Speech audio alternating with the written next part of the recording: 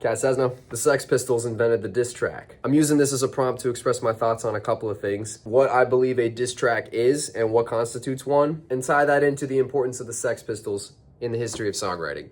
And part of that importance is that they wrote some diss songs. I think the Sex Pistols are the moment in history where you finally get the full modern conception of the diss track in all its energy and intention that we associate with it today. Diss songs have obviously evolved since the Pistols. I think the basic ethos of a song like New York or EMI, two songs I will be discussing in this video, is essentially the same as that of a more recent diss song like Not Like Us. The Pistols were the first popular act in music history who were bold enough to take it that far. Far enough to the point where it impacted their songwriting approach. And intentionally or not, they set a bar for the future. And the course of more recent music history has largely favored the Pistols in this regard. I'm gonna be referring to a lot of more recent hip-hop disses in this video, so get ready for that. There's a particular energy in a diss track that sets it apart from other songs. And I think the Pistols are really the first to capture that energy. I believe there are 3 songs on Nevermind the Bollocks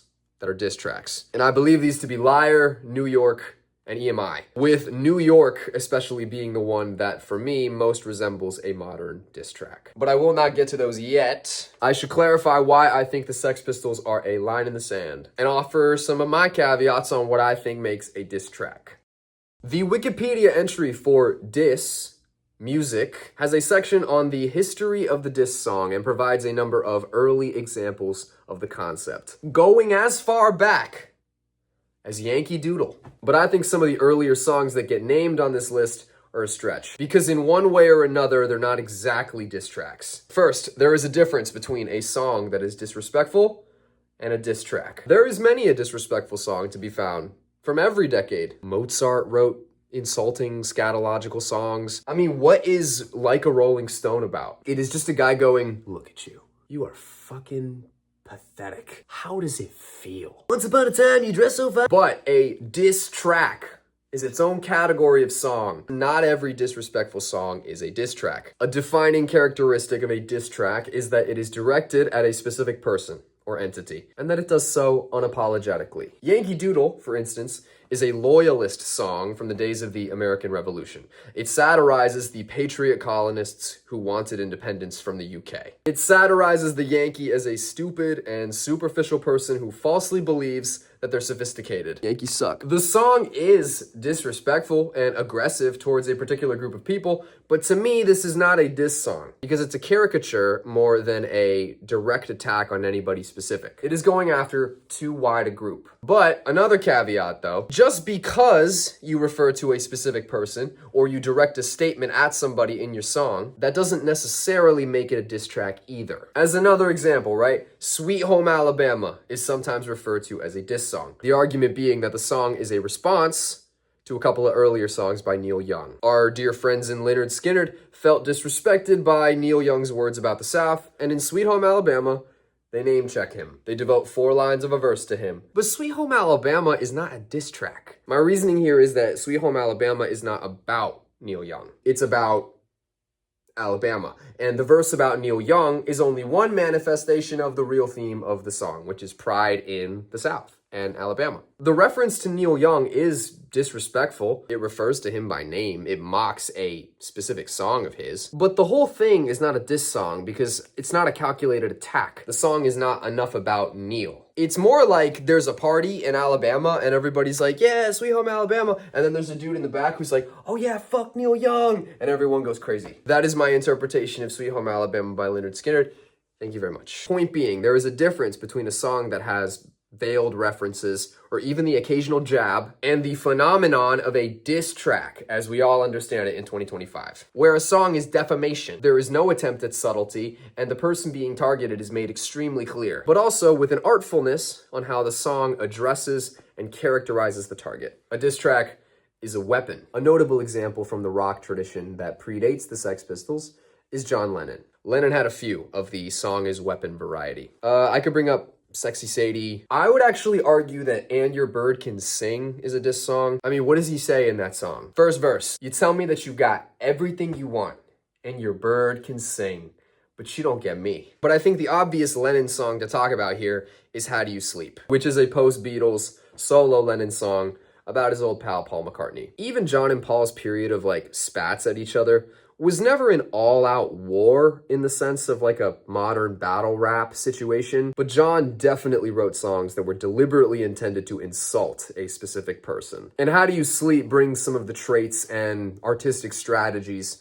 of a more modern diss song. Part of what I think defines the aura of a diss track these days is that the person who makes the song is aware that their listeners will already know something about the target. How Do You Sleep is written with John's clear understanding that his biggest fans will know that he's talking about Paul, and that John is more than comfortable bad-mouthing him for an audience. The disrespect is particularly intense and particularly real because the songwriter is committing to making a personal grievance public, which of course is amplified when the target is a public figure of their own. The most interesting conflicts in this kind of situation are between two sides that we know well already. How Do You Sleep also brings in another key component of a diss track, which these days is most often thought of as an artist going after another artist. Part of that involves talking shit about the other artist's work. Valid criticisms. In this song, John makes a number of references to Paul's music throughout the years, and bitingly comments that his music has become increasingly mediocre. The only thing you done was yesterday,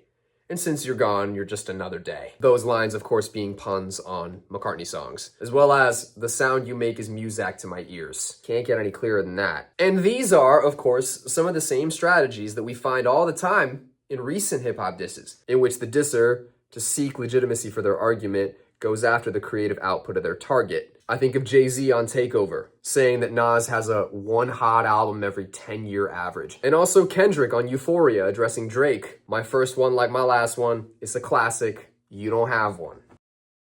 Perhaps this is the right moment to reintroduce the Sex Pistols. This album, bro, this album is a classic because on top of just having great songs, retrospectively, it is maybe the ultimate display in rock history of rock music as a problem. Rock as a disturber of the peace. Rock as a harbinger of doom and a sign of the decay of society. Rock that the status quo is not meant to understand. This album still pisses people off, which I think is a clear sign that it's still important. There is, deliberately, nothing personable about this record. The prevailing tone through the entire album is contempt. Even the more positive sentiments on this album are delivered at somebody else's expense with a middle finger. It is bratty, it is obnoxious, and it fully embraces the fact that it is both of those things. The honesty of the Sex Pistols was a crucial part of their message. They were the band who were truly unafraid to say whatever they wanted, especially if that thing was pointed and outrageous. Now, they certainly exaggerated this to some degree, and it is important that this be kept in mind, that they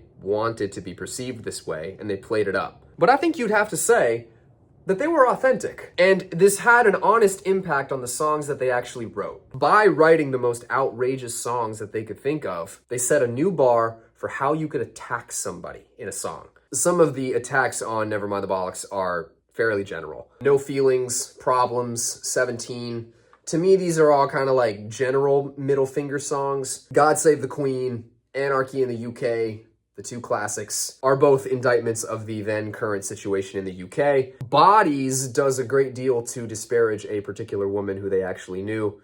In my opinion, though, the song is not like, it's not about her, and it's not directed at her, so I wouldn't call that a diss track. Something that sets the Pistols apart from the earlier examples here is the use of the vocals. In all these songs, Legend, vocalist Johnny Rotten, delivers these aggressive sentiments with this spiteful sneer. He sounds like a shit talker on every line. He dares you to pick a fight with him. This is some of why I think the Pistols invented the modern diss track. The vocals reach a new level of expressing contempt toward a person. And if we're talking about the diss track, to me, this is a big deal. Because like much of the power in, say, Hit 'Em Up or Euphoria is in the intensity of the vocal. The artist contorts their voice in such a way that you can clearly hear the rage and the spite and the sarcasm in their voice. You hear them loosen their artist persona and emerge instead as this real human person with a real human grievance. The gloves are off, and that's what moves us. On Nevermind the Bollocks, Johnny Rotten sings so authentically. It actually sounds like he's drunkenly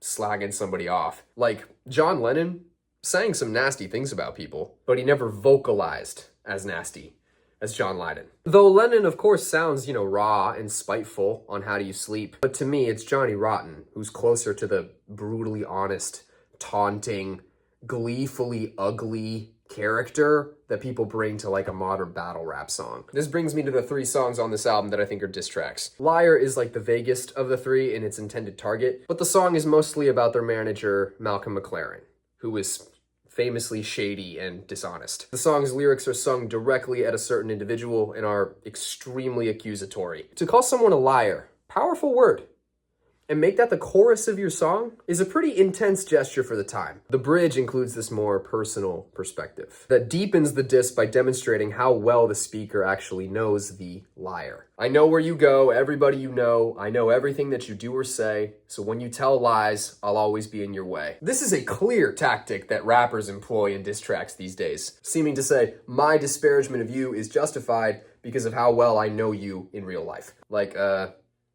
meet the Grams, bro. EMI is famously directed at the record label that dropped them. This song is now a super familiar diss track situation in which a prior professional relationship has gone sour and now somebody's getting dissed. The Pistols call out EMI as this out-of-touch corporate entity with no spine that only sought to profit off of the Pistols' notoriety without actually recognizing their message. EMI has cheap appeal and are a bunch of useless fools. Don't come after me for that impression. I don't care, bro. The tone of the song is like, we don't need you, EMI. We're totally fine without you. And to prove it, we're going to sing a song about you and smear your name and we'll profit off of it. The audacity of this song is that they don't even bother veiling who they're talking about. I think this is far more normal now than it was then. They say the name of the label over and over.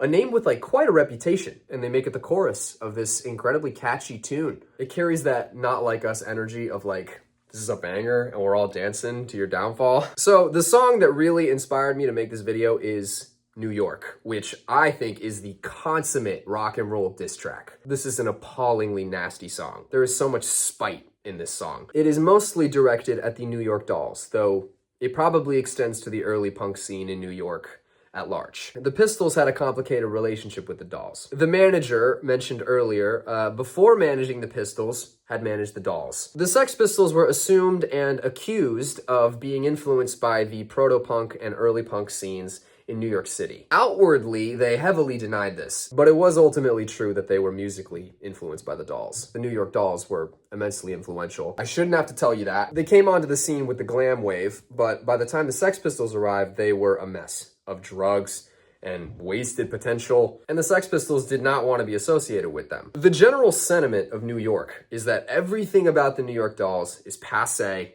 and inauthentic. They go after the integrity of the Dolls in every way. The way they dress, their lack of inspiration, their bad drug problems, their being behind the times, their poor live performances. The Pistols actually touch on so much that their condemnation of the Dolls feels well-rounded. And another key diss track component, the chorus of New York utilizes a hook from a New York Dolls song called Looking for a Kiss. They mock that song over and over. Johnny Rotten has a great command over his voice on those lines where he wants to sound particularly sarcastic. Do you remember you sail with a kiss? To summarize my points here, here is a list of what I think are diss track signals in New York by the Sex Pistols. Speaks candidly to a specific target, directed at an artist of a similar stylistic background. The art, lifestyle, and the reputation of the artist are disparaged. A song or musical tendency by the target is implemented and mocked in the song. And generally, it is very blunt